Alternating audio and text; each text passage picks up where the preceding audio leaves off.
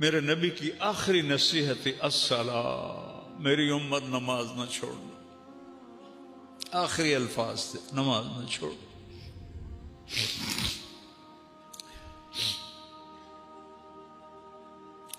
کیا دعا مانگی؟ یا اللہ یہ نمازیں پڑھیں، فَاجْعَلْ أَفْئِدَةَ النَّاسِ تَهْوِي إِلَيْهِمْ، یا اللہ لوگوں کے دلوں میں ان کی محبت ڈال دے، وَارْزُقْهُم مِّنَ الثَّمَرَاتِ، ان کو پھل عطا فرما، لَعَلَّهُمْ يَشْكُرُونَ، تاکہ تیرا شکر ادا کرے۔ یہ دعا مانگی، اور یہ بوڑھا 84 سال کا کن قدموں سے 1500 کلومیٹر چل کے گیا ہوگا اونٹنی پر،